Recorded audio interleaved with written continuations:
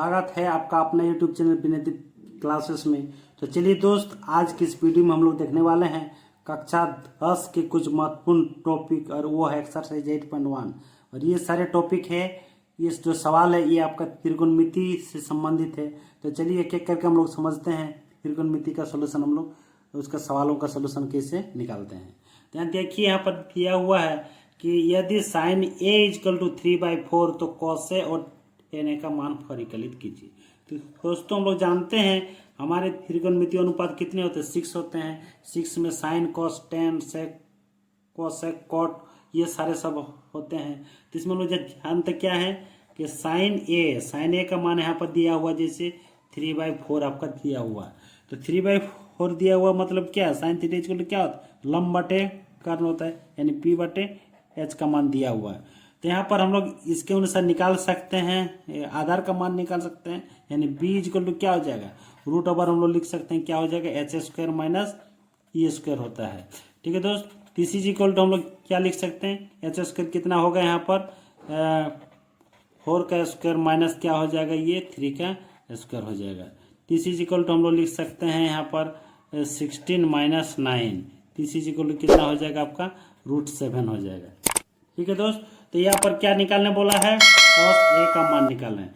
cos A equal to कितना हो जाएगा, ये आधार बाटे कर्ण होता है, यानी आधार बाटे कर्ण होगा तो क्या हो जाएगा, √7 हो जाएगा।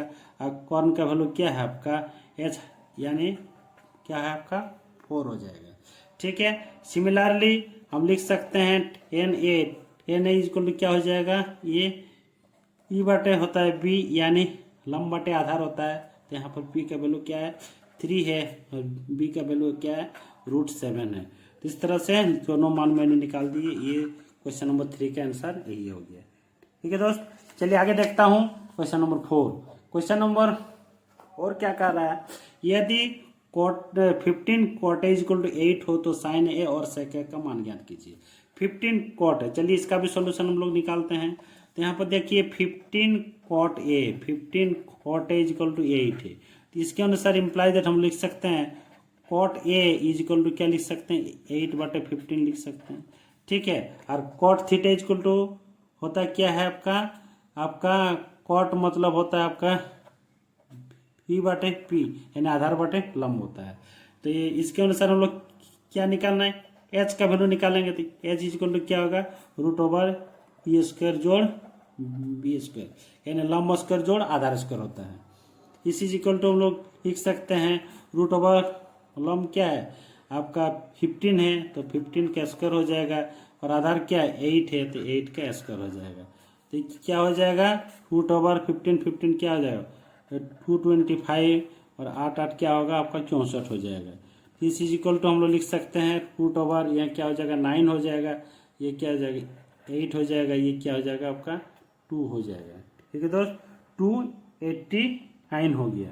ठीक है, तो 15 ये जो है हम लोग का ये इतना आ गया। अभी हम लोग इसको निकाल सकते हैं, ये 15 cot A इक्वल टू था ना, तो ये 289 इक्वल टू हम लोग कितना हो जाएगा, ये 17 का स्क्वायर रूट होता है, तो यहाँ पर 17 आ गया। अभी हम लोग क्या निकाल सकते हैं, साइन A। तो साइन A इक्वल टू क्या हो जाएगा, लंब बटे कर्ण हो जाएगा, यानी P/H हो जाएगा। इसी इक्वल टू कितना है आपका P, आपका 15 है, H का वैल्यू क्या है आपका 17 है, और क्या है सेक A। तो इसको हम लोग निकाल सकते हैं, सेक A इक्वल टू क्या हो जाएगा, कॉस का उल्टा होता है सेक, यानी ये क्या हो जाएगा H/B हो जाएगा। तो ये क्या हो जाएगा, H हो जाएगा 17 और B का वैल्यू क्या है आपका 8। इस तरह से इन दोनों का मान भी हम लोग निकाल दिए। यही आपका क्वेश्चन नंबर 4 का सोल्यूशन हो गया। ठीक है दोस्त, चलिए अगला सवाल देखते हैं हम लोग, क्वेश्चन नंबर 5। क्वेश्चन नंबर 5 क्या कहा है, यदि सेक थीटा इक्वल टू 13/12 हो तो अन्य सभी त्रिकोणमिति अनुपात ज्ञात करें। तो दोस्तों सेक थीटा का मान हम लोग का दिया हुआ है, कितना दिया हुआ है 13/12, यानी ई के सेक यानी कॉस का उल्टा होता है सेक, तो क्या होगा H बटे ये क्या हो जाएगा B हो जाएगा। तो इसके अनुसार यहाँ पर अगर निकालेंगे ई का मान निकालेंगे तो क्या हो जाएगा √H² माइनस B² होगा। तो इसी इक्वल टू यहाँ पर क्या निकाल सकते हैं हम लोग, H² में 13 का स्क्वायर माइनस 12 का स्क्वायर हो जाएगा। इसी इक्वल टू हम लोग क्या निकाल सकते हैं, इसके 13 13 जो 169 माइनस 12 इंटू 12 144 हो जाएगा। दिस इज इक्वल टू कितना हो जाएगा, √25 हो जाएगा। √25 का वैल्यू कितना आ जाएगा, 5 आ जाएगा। ठीक है दोस्त, तो अभी क्या कहा है, अन्य सभी त्रिकोणमितीय अनुपात ज्ञात करने के लिए कहा है। तो हम यहाँ पर लिख सकते हैं साइन थीटा इक्वल टू क्या होगा, तब P/H होगा। तो P का वैल्यू कितना आया, 5 है। H का वैल्यू क्या है, 13 है। cos थीटा इक्वल टू लिख सकते हैं, cos थीटा इक्वल टू क्या हो जाएगा, आपका B/H होता है। B क्या है आपका 12 है, H क्या है आपका 13 है। ठीक है, उसके बाद यहाँ पर n थीटा का वैल्यू लिख सकते हैं, n थीटा। तो n थीटा इक्वल टू क्या होगा, लंब बटे आधार होता है, यानी P/B हो जाएगा। तो ये क्या हो जाएगा, P का वैल्यू 5 है और B का वैल्यू क्या है, 12 है। तो सिमिलरली इसको हम लोग साइन cos n हो गया, उसके बाद कोसेक थीटा का निकाल सकते हैं। तो कोसेक थीटा इक्वल टू क्या होगा, साइन का उल्टा होता है कॉट, कोसेक यानी H बटे क्या हो जाएगा आपका P हो जाएगा, यानी क्या हो जाएगा, ये 13 बटे आपका 5 हो जाएगा। कॉस का तो सेक होता है, सेक का तो ऑलरेडी मान किया ही हुआ है। तो 10 का क्या हो जाएगा, कॉट थीटा हो जाएगा। तो कॉट थीटा इक्वल टू क्या होता है, B/P यानी आधार बटे लंब हो जाएगा।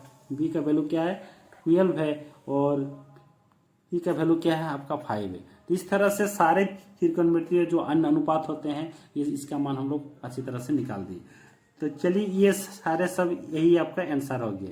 ये भी आंसर हो गया, ये आंसर हो गया, ये एक आंसर हो गया, ये एक आंसर हो गया, ये एक आंसर। 5 आपका त्रिकोणमितीय का अनुपात निकाल दिए, एक ऑलरेडी दिया हुआ था। तो आई होप आप सभी को वीडियो अच्छी तरह से समझ में आ गया होगा।